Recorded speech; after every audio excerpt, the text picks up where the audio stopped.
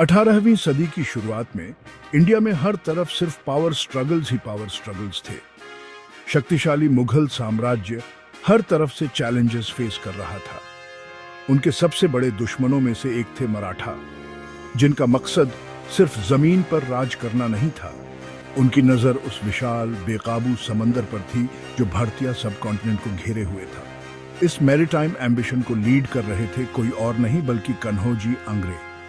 कन्होजी आंग्रे का जन्म 1761 में कोंकण रीजन में हुआ था, जो अब महाराष्ट्र का एक कोस्टल इलाका है। ये इलाका अपने रगेड कोस्ट लाइन और स्ट्रेटेजिक पोर्ट्स के साथ उस इंसान के लिए एकदम परफेक्ट बैकड्रॉप था जो आगे चलकर एक मैरीटाइम लेजेंड बनेगा। जवानी में एंग्रे मराठा नेवी में शामिल हो गए और बहुत जल्दी रैंक्स में ऊपर बढ़ते गए। उनका टैलेंट कोई छुपा नहीं सकता था और जल्द ही वो पूरे फ्लीट्स को कमांड करने लगे। समंदर की उनकी गहरी समझ और ऊपर से उनका स्ट्रैटेजिक माइंड ने उन्हें एक ऐसी ताकत बना दिया था जिसके साथ कोई टकराव मोल नहीं लेना चाहता था। 1700 के शुरुआत तक कन्होजी एंग्रे मराठा नेवी के एडमिरल बन चुके थे, लेकिन वो कोई आम एडमिरल नहीं थे। वो एक मास्टर टैक्टिशियन थे जो ये जानते थे कि समंदर का यूज अपने फायदे के लिए कैसे करना है। उनके शिप्स, जो अक्सर बहुत तेज और फुर्तीले होते थे, यूरोपियन ट्रेडिंग कंपनीज के लिए किसी बुरे सपने से कम नहीं थे। ब्रिटिश, डच और पोर्चुगीज सबके भारत में बड़े ट्रेडिंग इंटरेस्ट्स थे। उन्होंने कोस्ट के किनारे फोर्ट्स बनाए और अपने स्ट्रॉन्ग होल्ड्स एस्टैब्लिश किए, इस यकीन के साथ कि वो मैरीटाइम रूट्स को कंट्रोल कर सकते हैं। लेकिन एंग्रे के कुछ और ही प्लान्स थे।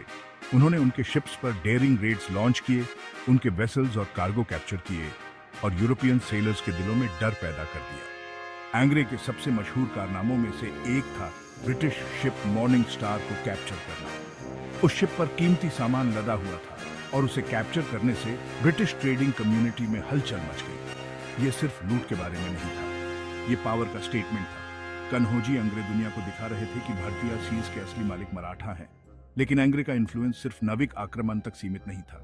उन्होंने विजयदुर्ग में एक नेवल बेस एस्टैब्लिश किया, एक ऐसा फोर्ट जो उनके ऑपरेशंस का सेंटर बन गया। यहां से वो अपने फ्लीट को कोऑर्डिनेट करते थे, अपने शिप्स रिपेयर करते थे और अपने नेक्स्ट मूव्स प्लान करते थे। इस फोर्ट की स्ट्रेटेजिक लोकेशन उन्हें कोंकण कोस्ट के मैरीटाइम ट्रैफिक को मॉनिटर और कंट्रोल करने का मौका देती थी। एंग्रे का सी पर डोमिनेंस दशकों तक चलता रहा। उन्होंने ब्रिटिश और पोर्चुगीज के कई अटैक्स को रिपेल किया और ये साबित कर दिया कि उनकी नेवल स्ट्रैटेजीज अपने समय से आगे थी।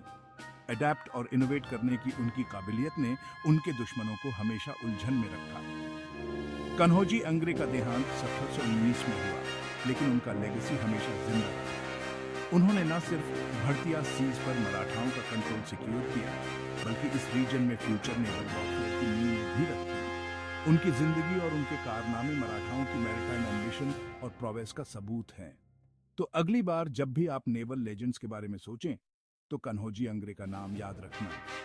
वो एडमिरल जिन्होंने भारतीय सीज पर राज किया और अपने समय के सबसे शक्तिशाली एम्पायर्स को चैलेंज किया। देखने के लिए शुक्रिया, और अगर आपको हिस्ट्री में ये डुबकी पसंद आई, तो ऐसे ही और फैसिनेटिंग टेल्स के लिए लाइक और सब्सक्राइब करना मत भूलना।